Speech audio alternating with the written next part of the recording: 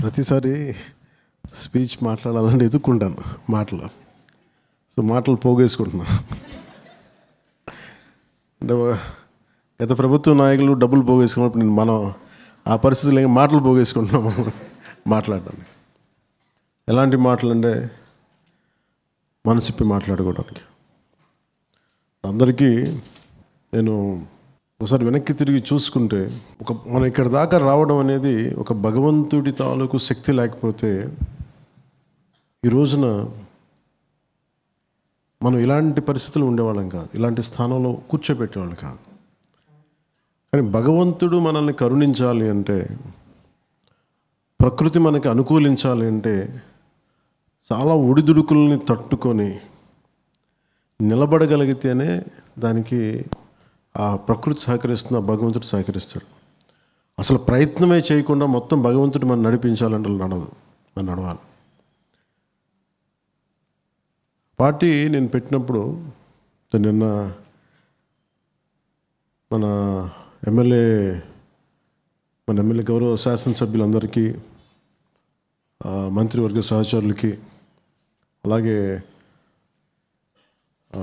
మన ఎమ్మెల్సీలకి, ఎంపీలకి, మీరు చూడండి, చూడటానికి ఎప్పుడు కూడా ఒక ఎపెక్స్ పాయింట్ మౌంట్ ఎవరెస్ట్ ఒకటే వెళ్తుంది, పైకి కనిపిస్తాం, పీక్ అంటాం.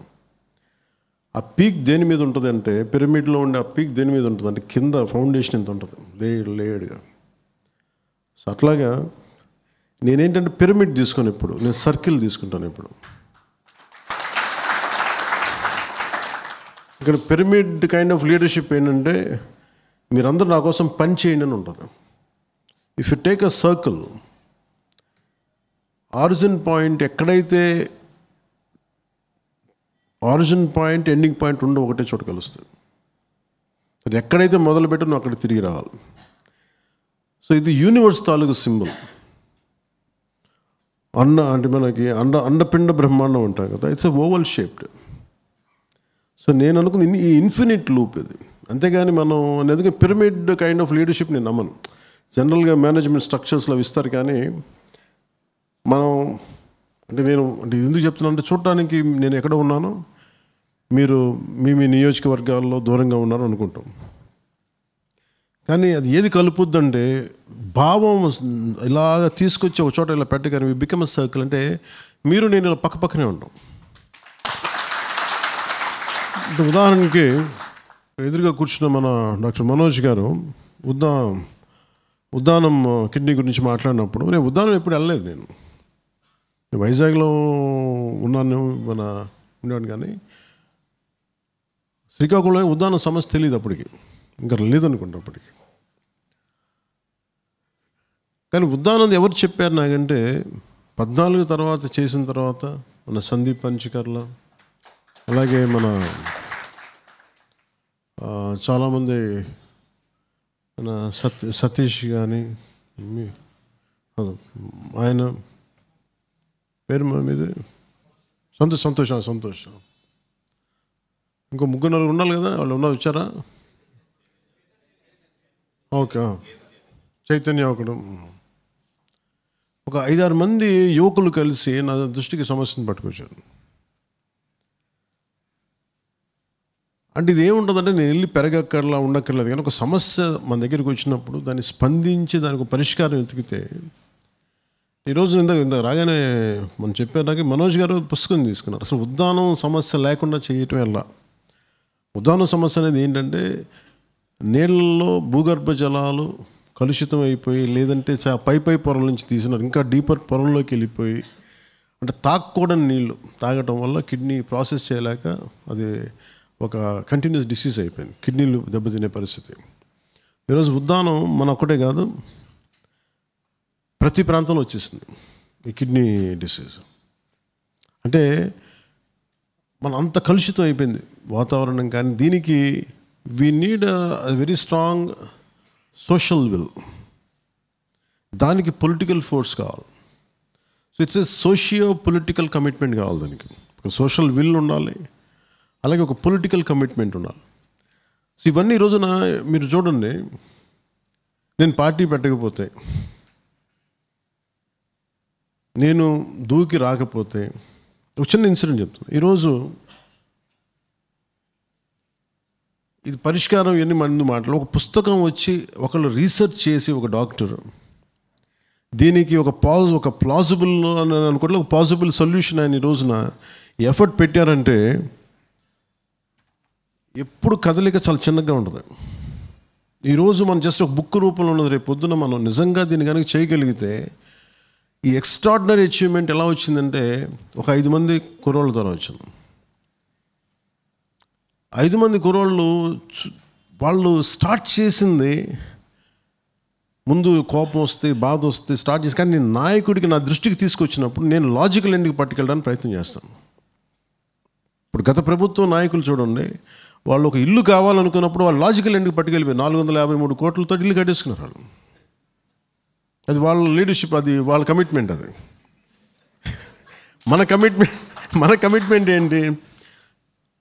సింపుల్ తేడా మనకిను వాళ్ళ పార్టీకి తేడా ఏంటంటే, వాళ్ళు మాకు ఈ మైనింగ్ కావాలి, ఈ బాక్సైట్ మైనింగ్ కావాలి, కాంట్రాక్ట్ అంతా లాజికల్ ఎండ్కి పట్టుకెళ్ళిపోతారు. మనం ఏమనుకుంటాం, ఉద్దానికి పరిష్కారం కావాలి, will find a logical end to it.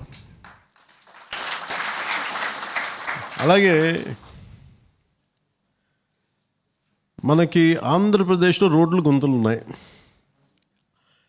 ప్రతి ఊర్లో గుంతలు ఉన్నాయి, కానీ అందరికీ కలిపి తెలియట్లేదు. మన ఈ ఉమ్మడి సమస్య మన అందరం భాగస్వామ్యం ఎలా చెప్పాలంటే, గుడ్ మార్నింగ్ సీఎం అనే ఒక ప్రోగ్రాము స్టార్ట్ చేయాలంటే నేను ఒకటి పార్టీ పెడితే సరిపోదు. పార్టీలను నడపగలిగి, వ్యవస్థని నడపగలిగి, సమస్యలను గుర్తించగలిగి, దాన్ని ఒక స్ట్రక్చర్ రూపంలో ఇవ్వగలగాలి, దీన్ని ఇట్లా వాడచ్చు అనేది చాలామంది అనుభవజ్ఞులైన నాయకులు కావాలి. సో మనోహర్ గారు లాంటి ఒక పెద్ద స్థాయి నాయకులు నన్ను ఆయన చాలా కాల పరీక్షలు పెట్టి, నువ్వు చెప్తాను అసలు ఏం చేస్తావో చెప్పు అని చెప్పి అన్ని పరీక్షలు వచ్చిన తర్వాత ఆయన పార్టీని ముందుకు తీసుకెళ్లడంలో ఆయన చూపించినంత చొరవ, ఆయన తీసుకున్నంత బాధ్యత చాలా ఇంకెవరు తీసుకోలేకపోయారు.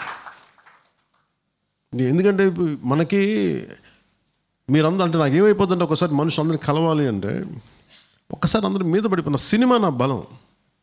సినిమా వల్లే నేను ఇంతమందికి చేరువయ్యాను. అదే ఒక రాజకీయ నాయకుడిగా మొదలు పెట్టాలంటే మేము ఒక 40 ఏళ్ళు పట్టేదేమో, నా నెక్స్ట్ జనరేషన్కి ఉండేదేమో. కానీ నేను సినిమా అని యాక్టర్ అవ్వడం వల్ల ఏంటంటే ఇదే కన్సర్న్తో నేను యాక్టర్ కాకుండా చేయాలంటే ఒక 4 దశాబ్దాలు పట్టేదేమో. సినిమా వల్లది 50%కి వచ్చింది కాదు. దాంతోపాటు సమస్యలు ఏమొచ్చినాయి అంటే ఒకేసారి అందరూ మీద పడిపోతారు. ఇందులో ఇప్పుడు డాక్టర్ గారు విజయ్ గారు ఉన్నది, మనోజ్ గారు కలవాలంటే సినిమా అభిమానంతో వచ్చే మనుషులని కలవలేరు. ఆయనకి రావాలంటుంది, చెప్పాలంటుంది. నేను అర్థం చేసుకుంటూ ఉంటాం. నేను కలుస్తాను ఇట్లా అంటాను, ఆయన కలుస్తాను వెళ్ళిపోతాం. కానీ మాకు ఎప్పుడు ఈ వరద ప్రవాహంలో మేము దూరం అయిపోతాం ఇప్పుడు. కానీ ఇది జనం బలం మనకి, ఒకసారి ఈ అభిమాన బలం మనకి చాలా అండ. కానీ ఒకసారి ఈ అభిమాన బలాన్ని ఒక వ్యవస్థీకృతం చేయడానికి మనోజ్ గారు లాంటి వ్యక్తులు ఎట్ ఎవ్రీ స్టేజ్లో చాలా అవసరం. మీ అందరిలాగా అంటే కొంతమందికి 100 మందిని కట్టగలిగే శక్తి ఉంటుంది, నాయకత్వం వహించగలిగే శక్తి ఉంటుంది. కొంతమంది 1 లక్ష మనోజ్ గారు లాంటి ఒక ఉద్దానం లాంటి ఒక సమస్యకి మొత్తం ఇన్ని కోట్ల మంది ప్రజలకు పరిష్కారం ఇవ్వగలిగే ఒక పాలసీని పట్టుకురాగలరు. ఇక్కడున్న ఆడపడుచులు ఉన్నారంటే కూర్చోబెట్టి మీరు కనీసం తక్కువ ఒక 100 మంది నుంచి 1000 మందిని కదిలించగలిగే శక్తి ఉండొచ్చు మీకు. వీళ్ళని కలవటం నాకేమనిపిస్తుంటే లీడర్షిప్ ఎట్ ఎవ్రీ టైర్, ప్రతి స్థాయిలో. ఇది నేను ప్రయత్నం చేద్దామంటే మీరు అందరూ అనుకోవచ్చు కలవడు అంటే మీరు physically it is impossible. Organization బలం చేయాలి అంటే నేను ఈ మీటింగు ముఖ్య ఉద్దేశం ఏంటంటే,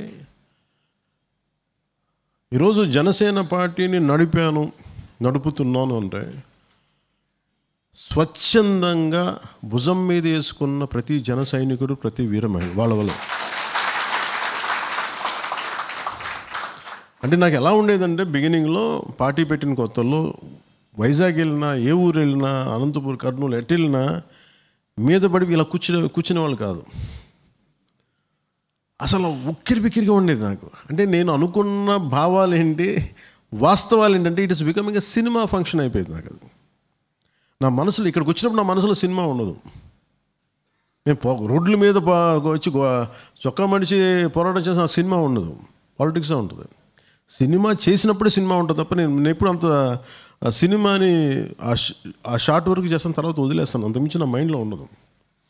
అలాంటి నాకు ఏదో చేద్దామని వచ్చిన వాడికి నాకు ఇదేమైపించాలి, అడ్డంకి అయిపోయేది. సో నాకు ఆర్గనైజేషన్ అంటే నేను ఆర్గనైజేషన్ కావాలంటే ఒక రైట్ కమిటెడ్ ఇండివిజువల్స్ తెలియాలి. ఒక 10 మందిని ఏకతాటి పైన నడిపించగలిగే వ్యక్తులు కావాలి. అది వార్డు స్థాయి నుంచి రాష్ట్ర స్థాయి, జాతీయ స్థాయి దాకా. కానీ ఆ మనుషులను నువ్వు ఎలా పట్టుకుంటావు? అన్న నీకోసం మేము ఇలా కోసుకున్నాం, బొట్లు పెట్టావంటే అది ఇండివిజువలైజ్డ్. కానీ నువ్వు 10 మందిని ఈ భావంతో నువ్వు కట్టి పెట్టగలగాలి అంటే you need leadership capacity at every level. అది నాకు డెవలప్ చేయడానికి ఒకటి వల్ల కాదు. అది నాకు అంత శక్తి, నేను కొన్ని కోట్ల మందిని కదిలించగలిగే శక్తి ఉంది, కానీ కొన్ని కోట్ల మందిని వ్యవస్థీకృతం చేసే శక్తి నా ఒక్కడి దగ్గర లేదు. దానికి చాలా లెవెల్ ఆఫ్ అందుకని దాంట్లో భాగంగా మీ అందరిని పిలిచాను ఇక్కడికి. ఎందుకంటే ఎవరో ఒకడు 2000 అసలు అనుకుంటే నాకు నిజంగా నేను ఈ రోజున మనస్ఫూర్తిగా నేను ఆనందిస్తున్నాను. దేనికి అంటే నేను పాలిటిక్స్లో ఓడిపోయినందుకు. నా కష్టాలు భగవంతుడిని ఎందుకు రుణపడి ఉంటానంటే నా కష్టాలు చూపించినందుకు. ఎందుకంటే కష్టంలో నా వాళ్ళు ఎవరు కాదో చెప్పారు భగవంతుడు. అంటే సో నాకు ఎందుకు మీరు ఇంత డియర్ అంటే, మీరు ఎందుకు గుండెకి దగ్గరగా ఉంటారంటే, మీరు నా సుఖాల్లో మీరు నా వెంట లేరు, నా కష్టాల్లో మీరు వెంట ఉన్నారు, మీరు వెన్నంటే ఉన్నారు. నాకు తెలుసు మీకు ఎంత కష్టంగా ఉంటుందో. మేము ఇంత గుండెల్లో పెట్టి, నువ్వు 2019 నుంచి 24 వరకు ఎంత కక్షపూరితమైన ప్రభుత్వంలో తిరిగి నన్ను ఏది తీసుకొచ్చింది అంటే ప్రజల అభిమానం పట్టుకొచ్చింది. ఓడిపోయాను అంటే ఎలాంటి ఓటమి ఉంటుంది? చాలా అవమానకరమైన ఓటమి అది. దేనికి ఓటమి? వ్యక్తిగతంగా పవన్ కళ్యాణ్ హీరోను వీటి గురించి కాదు. నేను ఓటమి ఎలా ఫీల్ అవుతానంటే, ఒక హీరోగా ఉండి ఆ అవమానం నేను ఫీల్ అవ్వను. నేను ఓటమి ఎలా ఫీల్ అవుతానంటే, ఒక ఐడియాలజీని నమ్ముకొని బతికి, ఇప్పుడు సినిమాలు కూడా ఒక పర్టికులర్ ఫ్రేమ్ వర్క్లో చేసేవాడిని, ఇప్పుడు వేరే చేయను నేను. అలాగే నేను బతికేది కూడా అలాగే బతుకుతాను. అలా నిర్ణయాలు తీసుకుంటే కొంచెం ఇబ్బందిగా ఉంటుంది చూసేవాళ్ళకి, కానీ నేను తీసుకుంటాను అది. ఎందుకంటే నాకు చాలా ఖచ్చితమైన ఫ్రేమ్ వర్క్ ఉంది. నేను ఈ పని చేస్తాను, ఈ పని చేయను. ఈ పని ఎందుకు చేస్తానంటే నా కారణాలు నాకు ఉంటాయి. అది సహజంగా అది వితిన్ మన ప్రకృతి నియమాలు మించే ఉంటుంది అది. అందుకని దాటి నేనేం చేయను ఇప్పుడు, మన కట్టుబాట్లు కానీ.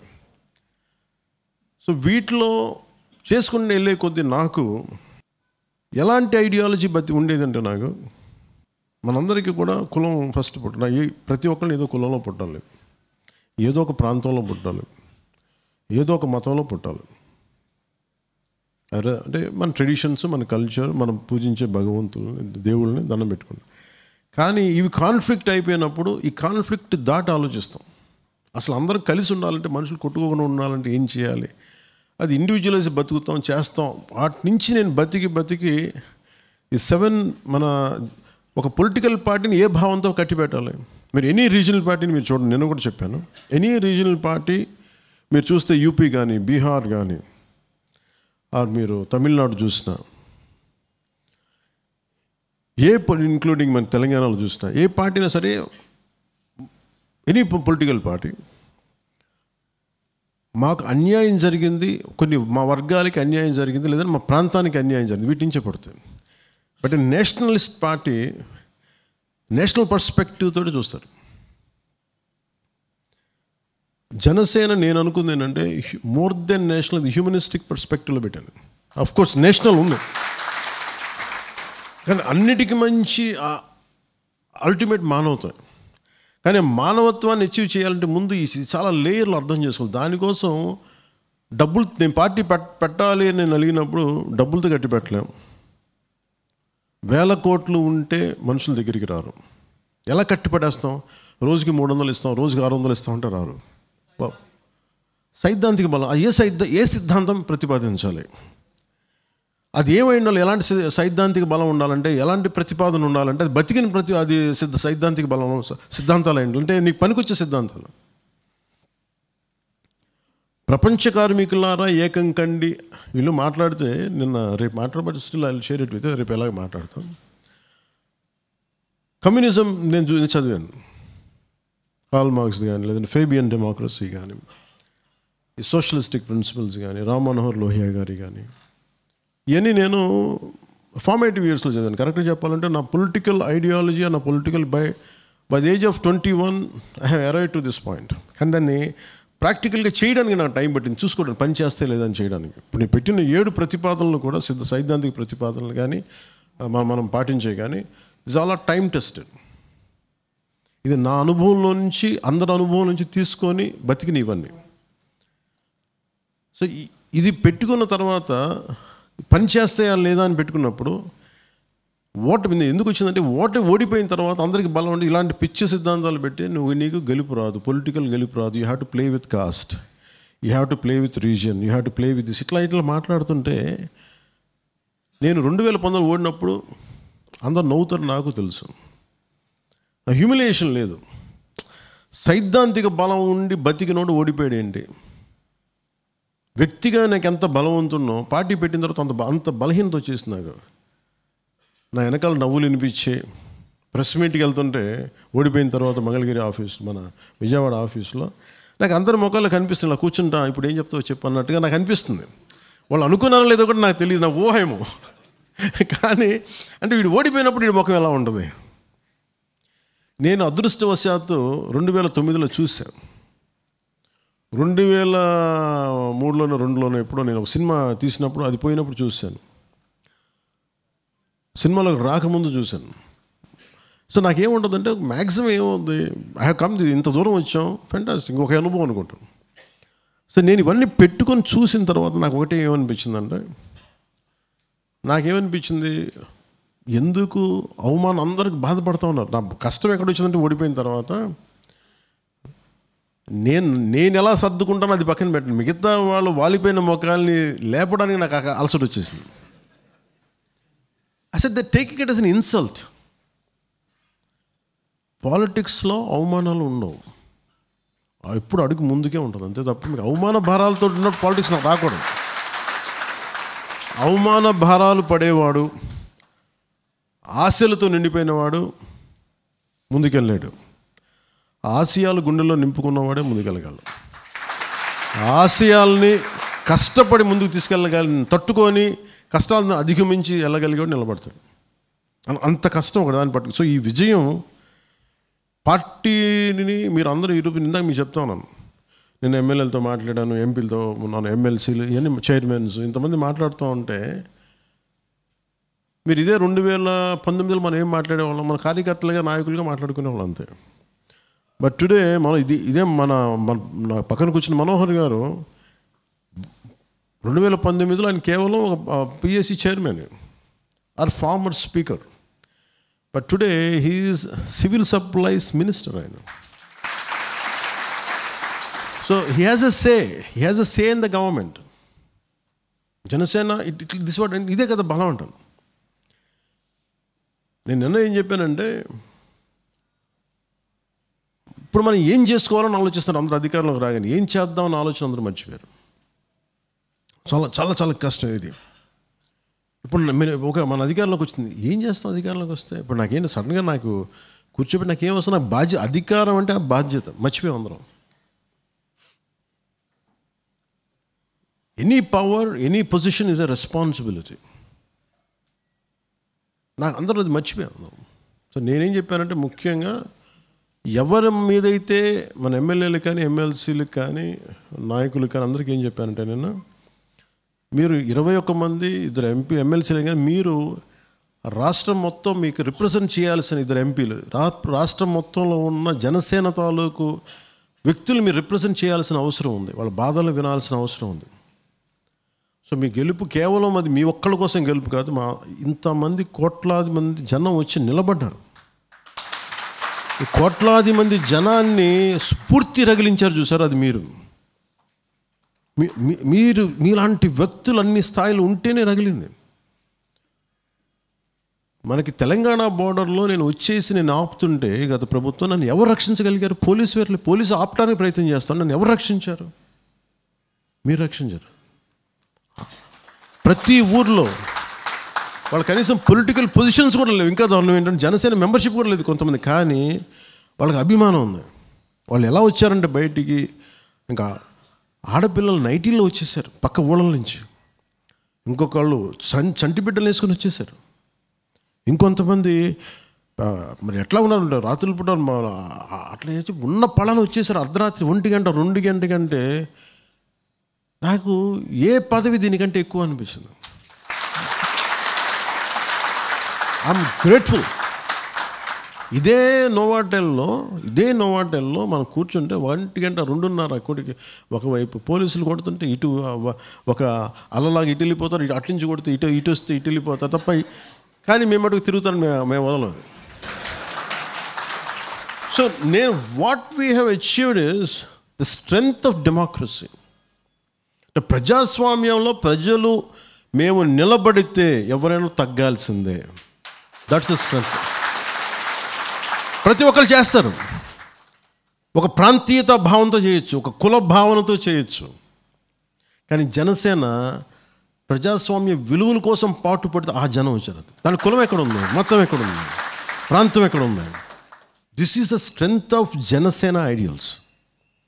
ఎందుకు ఐడియల్స్ అంత బలపడ్డాయి అంటే, ఒకడు కొన్ని సిద్ధాంతాలను నమ్మి బతికేస్తే దానికి వచ్చే బలం అది. నేను ఎందుకు ఇంత బలంగా చెప్పగలను, నేను బతుకుతాను ఎవరిని. మీరు నన్ను ఏదైనా క్వశ్చన్ వేసి మొన్న రాజ్దీప్ సర్దేశాయ్ గారి మీటింగ్లో కూడా అడుగుతూ ఉన్నాను, ఏదో మాట్లాడుతాను, ఎందుకు బెదరను చెదరను అంటే, నేనేమి అది ఫాల్తుగా చెప్పను, అవి నేను బతుకుతాను మాట. ఈ నిర్ణయం ఎందుకు తీసుకున్నావు, ఈ నిర్ణయాన్ని ఎందుకు అట్లా చేసావంటే నేను చెప్తాను, నా దగ్గర I have a proper reasoning. So ఇవన్నీ నేను చేసుకునే ప్రాసెస్లో పార్టీని ఇక్కడ దాకా తీసుకొచ్చాను. మేము మొన్నదాకా అందరికీ ఏం చెప్పానంటే, ఈ మీటింగ్ ముందు మీరు కలుసుకోవట్లేదు, అధికారులు కలుసుకుంటే, ఫస్ట్ నాకు అడ్మినిస్ట్రేషన్ నాకు తెలీదు. అడ్మినిస్ట్రేషన్ చదవటం వేరు. నేను 100 పుస్తకాలు తిరిగేస్తాను. స్విమ్మింగ్ని నేర్చుకోవడం అన్నమాట. స్విమ్మింగ్ కోసం పుస్తకాలు చదివితే అర్థం వద్దు, ఇది ఇలా పెట్టాలి, ఈ చెయ్యి ఇట్లా అనాలి, ఈ 2 కాళ్ళు ఇలా కొట్టాలి, కానీ దిగిన తర్వాత కదా నీకు అర్థం అవుద్ది. ఇది కొడితే ఇది ఆగిపోద్ది, ఇది కొడితే ఇది ఆగిపోద్ది. అందుకని ఏం చేయాలి దీనికి? ఓహో, అడ్మినిస్ట్రేషన్ నాకు అలా అయింది అంటే, ఎంతో కొంత శారీరక బలం, అలా పని దుర్బలం ఉన్నా కాదు, శారీరక బలం ఉండి కూడా నేర్చుకోవాలి. It will take some time. Administrative మనకి స్విమ్మింగ్ లాంటిది కంపేర్ చేసుకుంటే, అది నువ్వు కూర్చొని ఈత కొట్టి దాన్ని నిలబడటానికి ఇంత టైం పట్టింది నాకు, 7-8 months. ఈలోపు మన వాళ్ళందరూ ఏమనుకున్నారు, ఇటు వదిలేసాడు, పార్టీని వదిలేసాడు, అసలు పట్టించుకోవడం మానేశాడు, ఇవన్నీ ఉంటాయి. కాదు ఏమైపోయిందంటే, ఎందుకు మీరు అనుకోవచ్చు ఎందుకు లీడర్షిప్ తయారు చేయలేదంటే, లీడర్స్ ఎక్కడి నుంచి తయారవుతారు? నేను మనోహర్ గారికి I given him the responsibility of political affairs committee. అట్లాగా కింద స్థాయిలో ఇద్దామంటే నేను మనోహర్ గారు చాలాసార్లు మేము మాట్లాడుకున్నాం, ఎందుకు సార్ మనం వెంటనే చేసేద్దాం అది అంటే, సార్ స్థాయి సత్తా లేకపోతే లీడర్షిప్ ఇవ్వకూడదు sir. I'm very clear this time.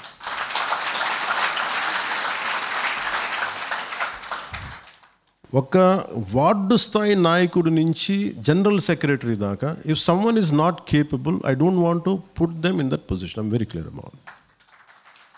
అంటే ఎందుకు నేను చెప్తున్నాను, నేను నలిగాను కదా, ఐఎమ్ టైం టెస్టెడ్. నేను ఎందుకు నమ్మాలి జనం? వీళ్ళకి ఓటు వేయాలి, మన కూటమికి ఓటు వేయాలి, ఎందుకు నమ్మాలంటే, నేను నిన్న చెప్పాను, నా సన్నిహితులు ఒకళ్ళు చెప్తూ ఉంటారు సినిమాకి సంబంధించి. సినిమా నా జీవితం ఎలా ఉంటుందో చెప్తాను మీకు. ఏది నేను అనేది, సినిమా యాక్టర్ అవ్వకముందు స్ట్రగుల్ అయ్యింది, పెద్ద స్ట్రగుల్. నేను రోడ్డు మీద మిగతా చాలామందిలాగా నేను సూట్ కేసుతో వచ్చాను, నాకు ఎవరు లేరు అలా చెప్పలేను నేను, నాకు కుదరదు కాబట్టి.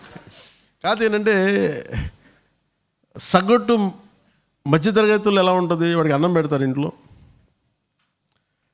కరెక్ట్గా చెప్పాలంటే తమ్ముడు జీవితం అనుకోండి, తమ్ముడు సినిమా జీవితం అనుకోండి, అన్నీ కరెక్ట్గా ఉంటాయి కానీ ఏది అంతకుమించి వెళ్ళదు. సో అలాంటి వాడికి పెద్ద కష్టాలు ఏముంటాయి, నాకు కష్టాలు లేవు, కానీ ఏదో సాధించాలని తపన ఉంది, కానీ సగటు మనిషిలాగా ఏమి సాధించాలని తపన లేదు నా దగ్గర. ఇది క్లారిటీ ఏం కావాలరా నీకంటే నన్ను అడిగితే, మీరు వచ్చి అడిగారు అనుకోండి, అది క్లారిటీ లేదు. ఏం కావాలి నీకు అని మీరు నన్ను ఒక ఫార్మేటివ్ వేస్లో అడుగుంటే నాకు తెలియదు ఏం కావాలో. ఏదో అవ్వాలండి అంటాను, అది ఏంటి అవ్వాలని తెలియదు. అది పట్టుకోవడానికి ఒక ఇంటర్ నుంచి ఒక 2021, 23కి దొరికితే, ఆ దొరికిన తర్వాత then one of the element is cinema. నా ఫైనల్గా I want to do committed for social movements, అది నా ఫైనల్ గోల్.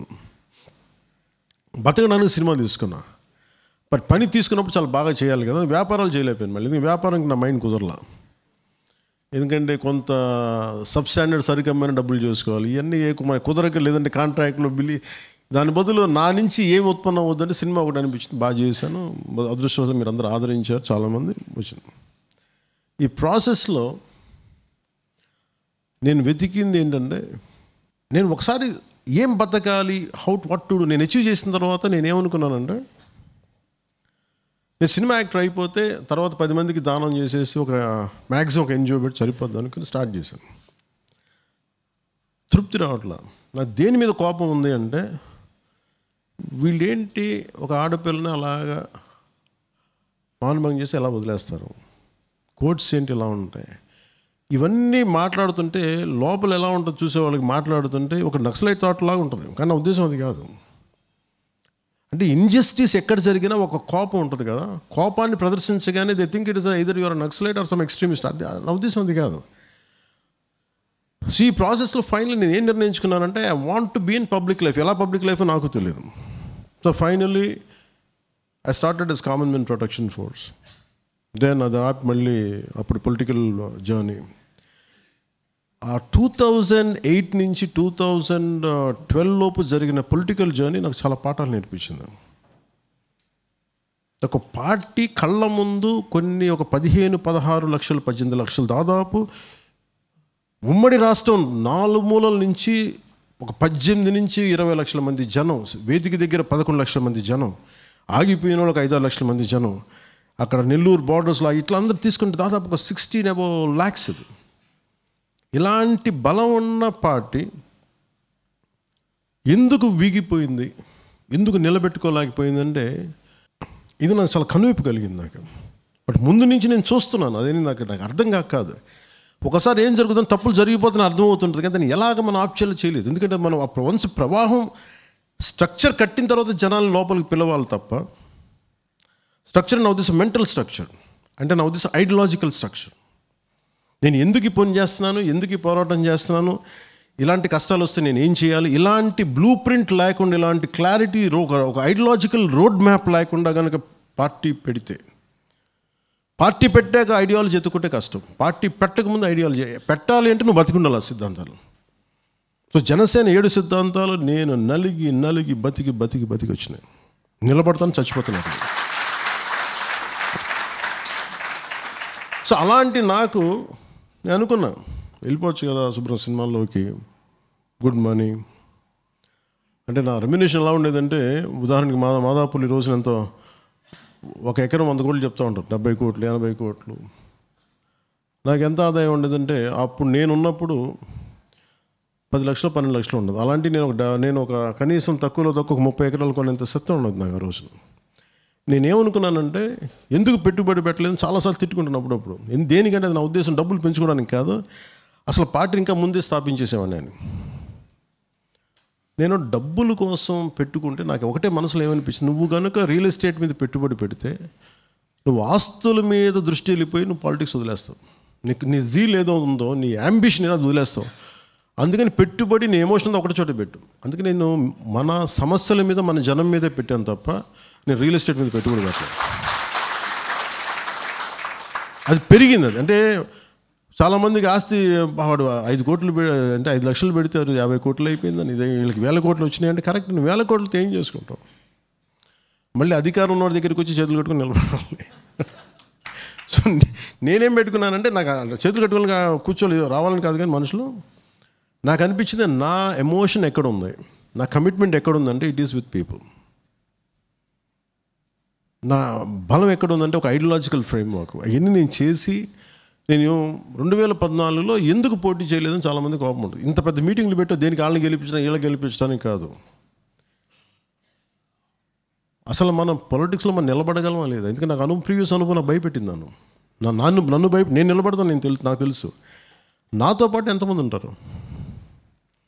ఒక సైద్ధాంతిక బలంతో పోరాటం చేయడానికి ఎంతమంది నిలబడతారు? అది టెస్ట్ చేయడానికి కానీ మనం ఉనికి చాటుకోవాలి, అలాగని చెప్పి స్ప్లిట్ చేయకూడదు. వీటన్నిటి దృష్టిలో పెట్టుకొని ఆ రోజు మన భారతీయ జనతా పార్టీ, తెలుగుదేశం పార్టీకి చెప్పాను, ఉన్న బెస్ట్ ఆప్షన్స్ ఆ రెండు.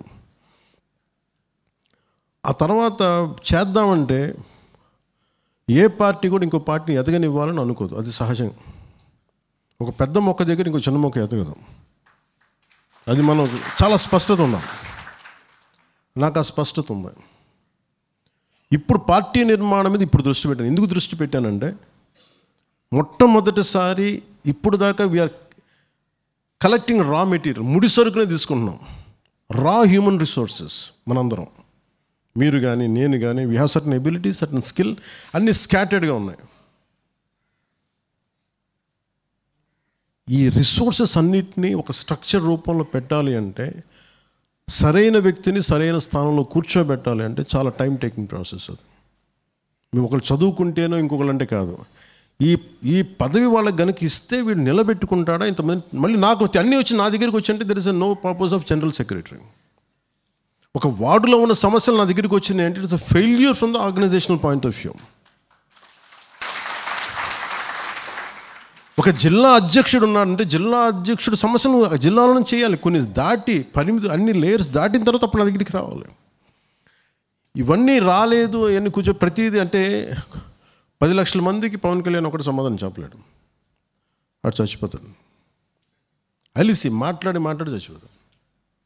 అంటే నాకు ఏమనిపించిందంటే, కొన్ని లక్షల మందితో మాట్లాడి మీరు చెప్పండి, రోజు మీరు ఇలా కలవండి, రోజు ఇలా రండి, అలసిపోతాం మనం. నాకు తండ్రులు తాతలు ఇచ్చిన సంపాదన లేదు నా దగ్గర. పార్టీని నడపాలి, పార్టీకి డొనేషన్లు ఇవ్వరు, ఎప్పుడే కొంచెం ఇస్తారేమో. కానీ ఫిలిమ్స్ అవసరం, ఫిలిమ్స్ అసలు ఇష్టం లేని అనే సినిమా అవసరం లేదని వదిలేసాను చాలా కాలం. మీరు చూసారు పోరాడేటప్పుడు సినిమాలు వదిలేశాను. కానీ తప్పక మళ్ళీ సినిమాలు చేశాను. మళ్ళీ దేనికంటే నా ఆశయాన్ని జనసేన పార్టీ ద్వారా బతికించుకోవడం కోసం, దానికోసం సినిమాలు చేశారు. దానికోసం ఏంటి ఇవన్నీ చేస్తే పార్టీ నిలబడింది అంటే నేను అనేది ఇంత నలిగాను. దీని ఐడియాలజికల్ బరువు మోసా, దీని ఆర్థిక బరువు మోసా, రాజకీయ పోరాటాలు చేసాం. వీటన్నిటికీ నేను ఒకరిని నిలబడితే సరిపోదు, మీరు అందరూ కలిసి నిలబడ్డారు. వి టుక్ ఇట్ టుగెదర్, ఇక్కడ దాకా వచ్చాం. ఒక పార్టీ పెట్టడం అంటే మనం అందరం ఏమనుకొస్తాం, ఆర్గనైజేషన్ ఉంది, టీడీపీకి ఆర్గనైజేషన్. కరెక్ట్, టీడీపీకి ఆర్గనైజేషన్ ఉంది. రామారావు గారు, నాదెళ్ల భాస్కర్ రావు గారు, చాలామంది కూర్చోబెట్టి, ఉపేంద్ర, ఇలాంటి వాళ్ళందరూ ఒక థింక్ ట్యాంక్ కలిపి పెట్టిన పార్టీ అది. వాళ్ళు నలిగారు, కింద పడ్డారు, మీద పడ్డారు, వాళ్ళకి పదావిచ్యుతులు అయ్యారు. మన చంద్రబాబు గారి చేత నిలబెట్టారు. వాళ్ళకి ఒక 4 decades, దాదాపు క్లోజ్ టు 4 decade జర్నీ ఉంది వాళ్ళకి. మనకి ఏముంది?